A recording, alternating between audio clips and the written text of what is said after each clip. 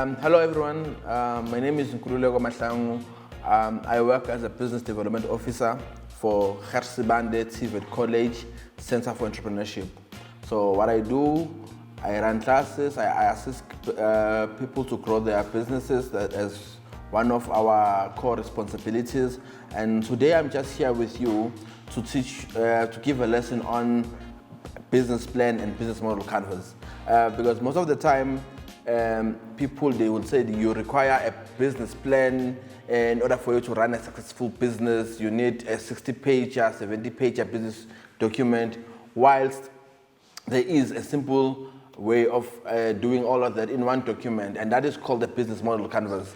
So in today's session, I just want you I will be teaching you the importance of having a proper business model, because any successful business should have a proper model. So that is what today I'll be focusing on. Now, there are a few things that we need to look at. The first thing I'll be discussing is business model canvas versus business plan. A business plan is normally a 60 page. It has about 12 spreadsheet, and now that's when we talk about the finances.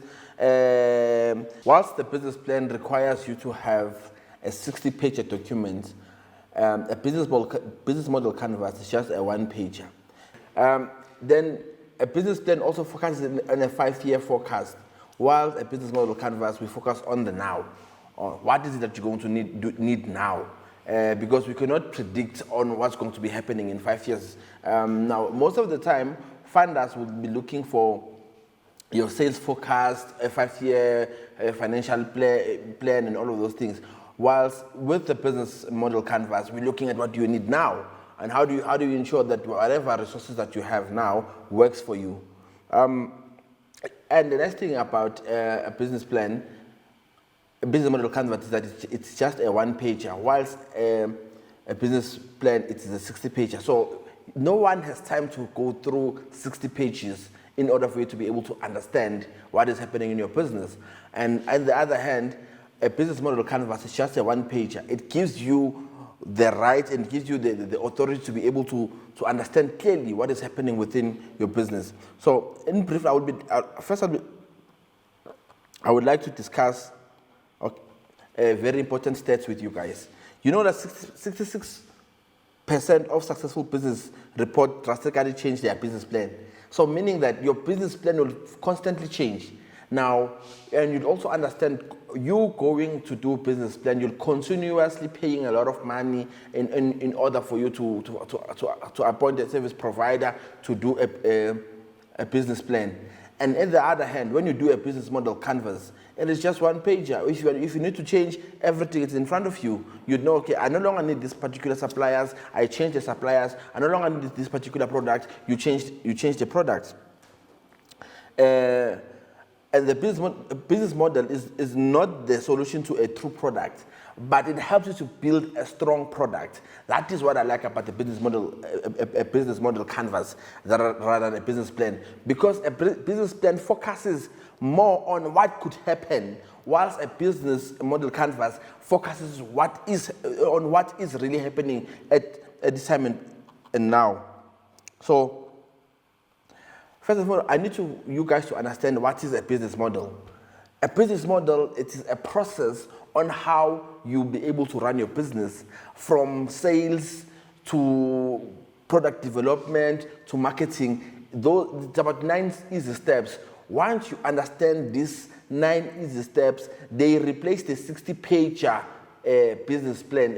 Once you understand the business model canvas, you are then in a better position for you to run a successful business plan, a successful business. So in short, first and foremost, I would like to start with the key areas by introducing which are the most critical areas that we'll be looking at today. The first one I would like us to look at is the value proposition. What value is your product or service bringing to the people? Any product that a person sells must add value. You must ask yourself, if you are rendering services, what value are you adding to the end user or to the customer? Or if it's a product, what value is my product adding to that particular customer? You can't just run a business without understanding the issue of a value proposition. What value are you promising your clientele? You need to understand that before I do anything else, if I'm saying I'm selling this water, what value is this water bringing to my client? Number two, we look at customer segments. Now, when you speak of customer segments, you know that not it's the group of type of customers that you want your people to get your product. It is not everyone. So when you say, my target audience, it's young people, and that is not enough. Yes, it's young people, but what type of young people? Because everyone has a different taste. So this particular water that you are selling, what type of young people would buy that particular water? Is it everyone? Or is it a particular niche, it's a particular market? That is the other thing that you need to be able to identify. When you are selling that to customers, you must know who are they. That is what we mean when we say we speak about customer segments. Now, the other part that I want us to look at is the part called customer relations. When you speak of customer relations, we speak how do you interact, how do you keep the relationship between yourself as a business and your customers. Like for example, when you go and buy something nice at any furniture shop, they will call you and say, "Sir, do you enjoy your fridge? Do you enjoy your bed?" That is what you call customer relationship. You build customers relationship. Most successful businesses, it's the ones that understand that every customer is important. Every customer, once you are able to make your customer feel special, there is absolutely no way that you're going to lose that particular customer. And the nice thing about that, if that customer speaks nice about you, what does it mean? It means more sales. It means more business for you. But if the opposite happens, people will run away. They will not come back to you. Because now the relationship that you're having with your customers, it matters. Then you'll be able to lose sales. Now the other thing is we look at channels. What channels are you going to use to advertise your products? What channels you're gonna use to advertise your location? Which channels you're going to use to communicate whatever message that you want to communicate? Because me speaking to you now, it's a channel that I'm using to communicate this particular message about a business model canvas. And you do not need a business plan, but you need a business model canvas in order for your business to be successful. It is exactly that, the channels that we are speaking about. It could be Facebook, it could be newspapers, it could be any form of channels that you use to communicate your particular message. Now, the other thing we'll be looking at, key partners. Who are your key partners? In order for you to render this service and for you to be able to say, look, I have rendered now a service, but in order for me to render this service, I need these particular partners in order for this product or service to be able to be successful. Now, the other thing is key activities. What is the process? The other word for that is the process of getting into the final product. You need to understand the process of developing that water. Now, the other thing is your cost structure. If you are able to know, in order for me to do all of these things, how much is it going to cost me to be able to produce one bottle of water? We'll be looking at that today. Then lastly, I want us to look at what we call the revenue streams. When we speak of the revenue streams, we speak of the multiple streams of income. That you as a business, you cannot focus on one stream. You cannot just focus on selling water alone. You need to have a multiple revenue streams within the same product. But I'll explain later as I continue with my lesson what is it that I mean. Okay. As you can see on your screen, the first slide that is being displayed is called customer segments. Now, you must then understand, as I explained earlier, that when you speak about customer segments, I'm speaking about the people who will be buying your product. Who are they exactly? Because that matters.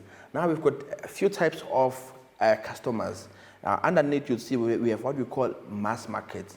When we speak about a mass market, we speak about everyone. That is a mass market. It's not a specific market. Everyone, like for example, if you go to Edgar's, they're mostly targeting mass market. Everyone just comes in there, they buy their clothes, they buy their shoes. It is everyone who goes to Edgar's. Or you go, we speak about Spar or any other big supermarkets. Everyone goes in there. Then the products that are being sold there are especially for the mass market. Then we have another one called a niche market. Now, when we speak about a niche market, we speak about a specific group of people. Now, in this case, there is a difference between somebody who buys their clothes at ShopRite and then somebody who buys their clothes at a boutique. Now, a boutique targets a specific type of people. That specific type of people is what we call a niche market. It is a specific target group, a specific age, a specific lifestyle. If you belong to that particular group, we call them as a niche market. It is not for everyone. Then we've got what we call a segmented. A segmented type of market is the type of market that you would find at your restaurants, for example, or food chains. Then because when you go into a food chain, all of us can go, but there are guys that will order meals that start from 15 Rand to 20 Rand. Then you've got other guys that will order anything from 25 Rand upwards. Though it's the same target group, but it is segmented because as much as we go into the same shop, we do not order the same things. Then that is what we call the segmented group. So if you want to start a business, you need to be able to understand exactly where do you want to position your product or your service. Then we've got what we call a diversified market. A diversified market, it's a diverse market, meaning it's a number of targets, audience that you want them to be able to use your product or services.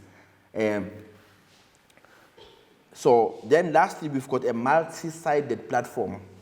A multi-sided platform, it's purely the type of markets that people belong to.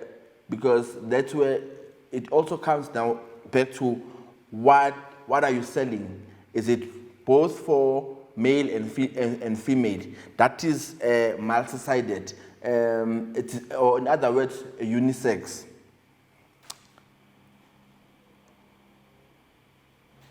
Then the second thing that appears, you remember I spoke to you about value proposition. I said I want us to look at value proposition.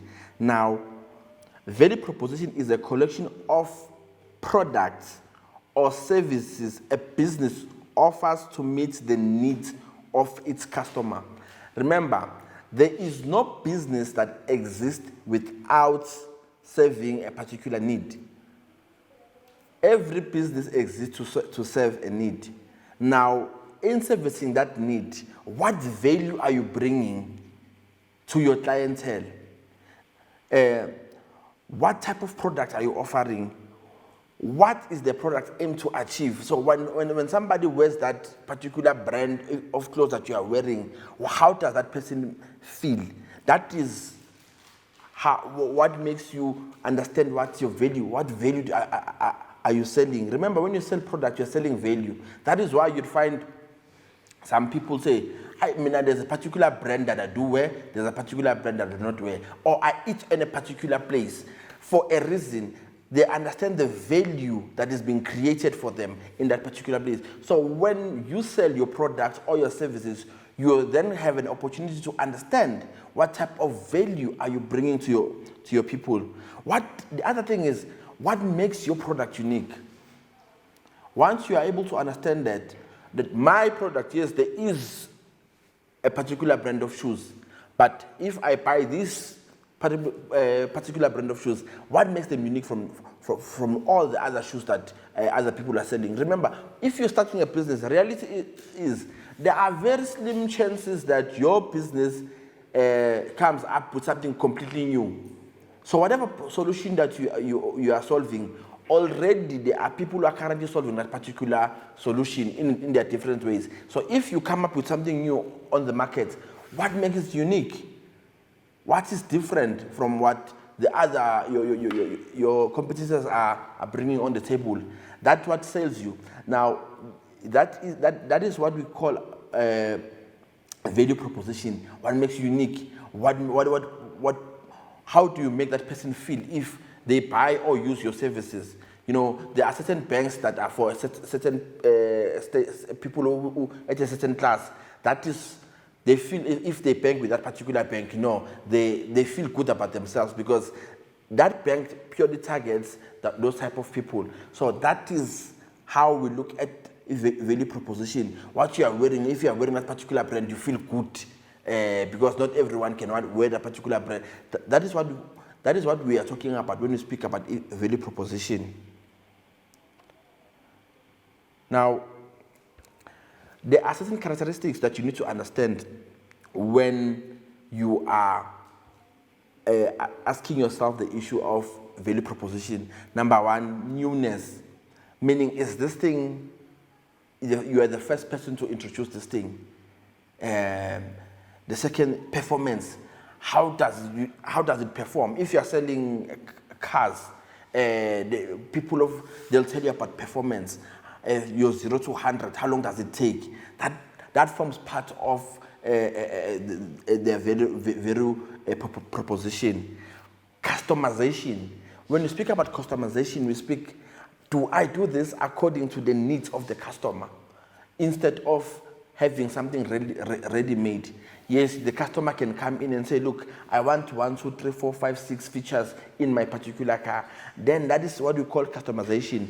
And that is helping you, that could be your value proposition, your unique selling point, as you are giving customers the platform to run or to develop their own product. Then getting the job done. Now, people who are in construction, they will tell you it's about getting the job done.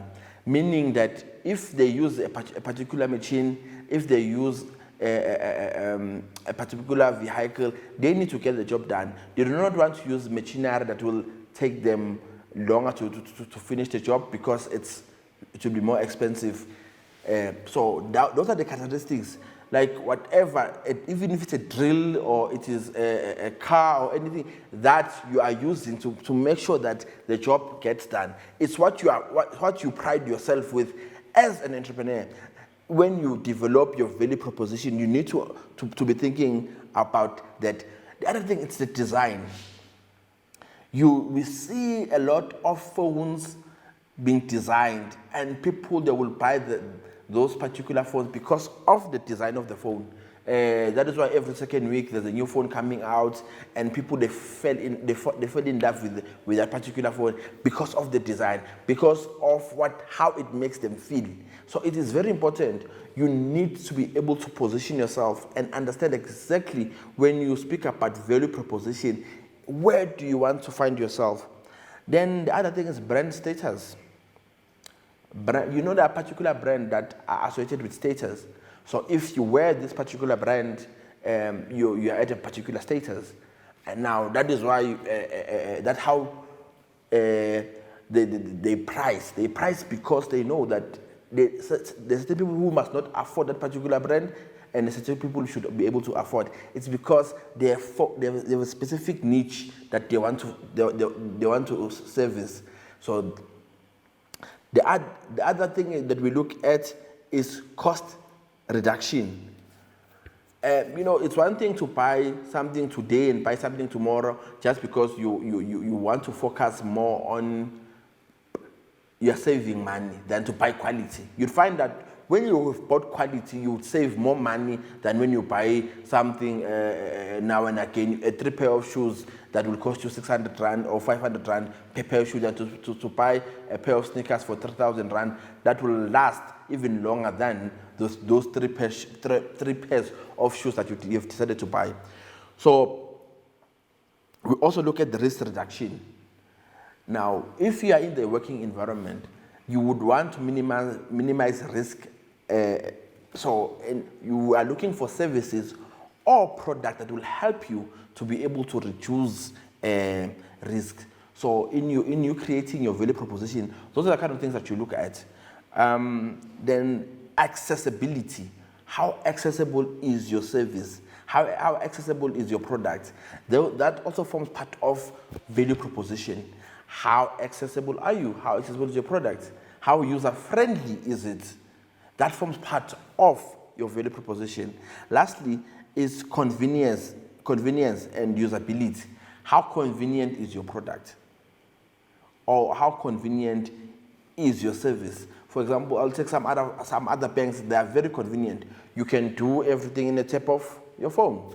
Then when you speak about convenience, how easy, how flexible is that product or service to be able to use?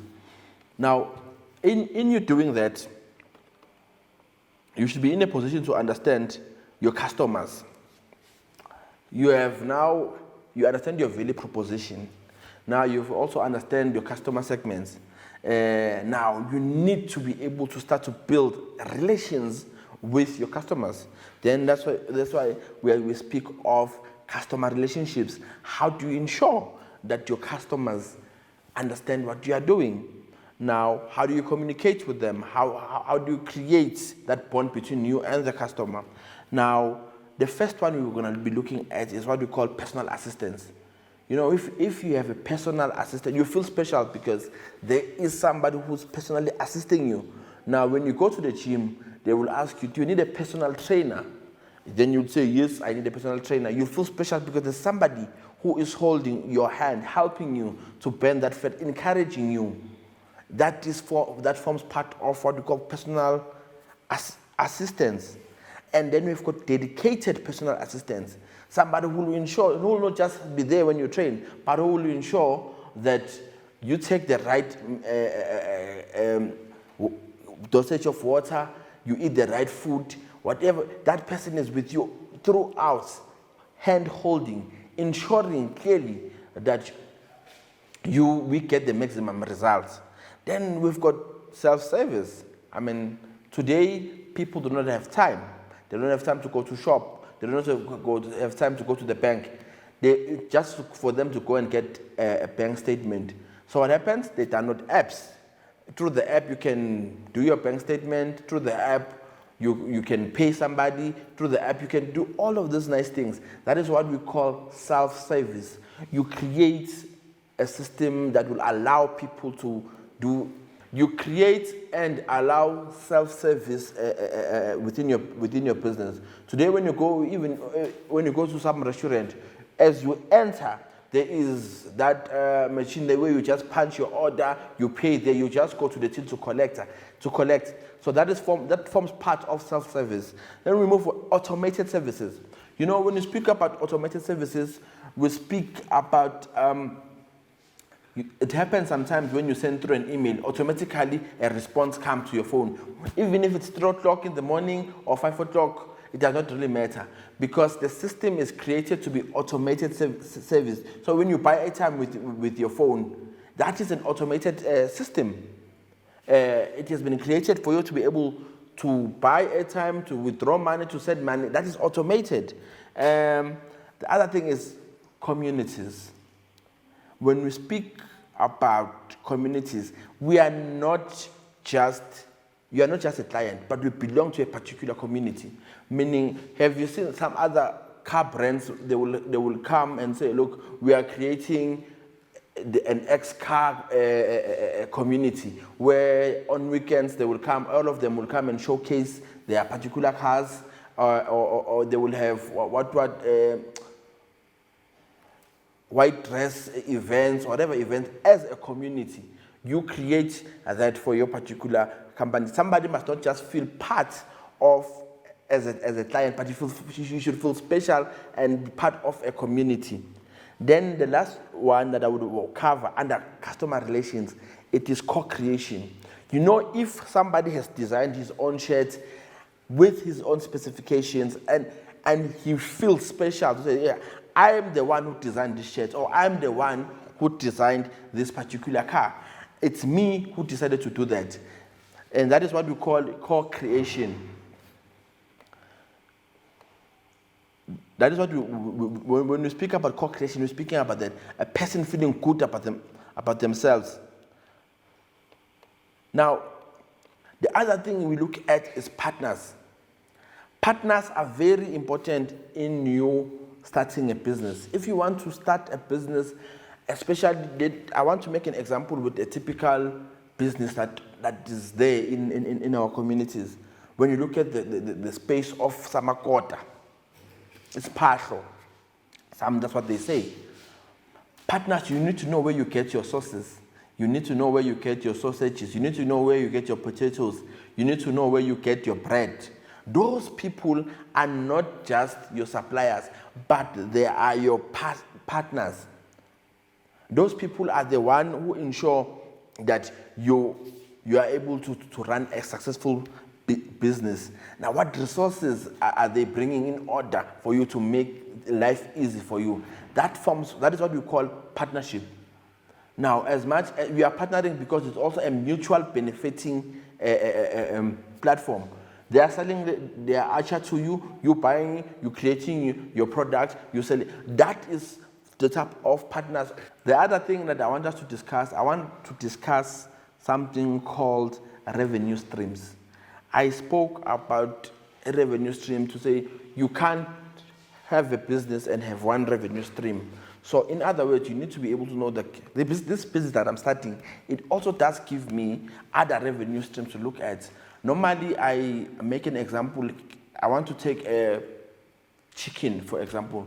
Out of a chicken, you can get 5, 6, 7 revenue streams. For example, with chicken, if you run a chicken business, you know that feathers, you can sell feathers to make pillows. That is one revenue stream. You can sell the whole chicken. That's another revenue stream. You can process the chicken. That's another revenue stream.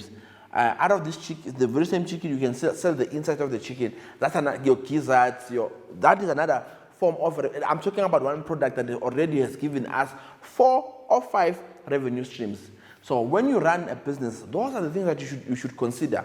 That, okay, out of this business, how can I make money? If you have produced a game, for example, you look at the issue of licensing. Okay, this game will expire after maybe 6 months, so this person must come and renew. That is what, if you are looking at the issue of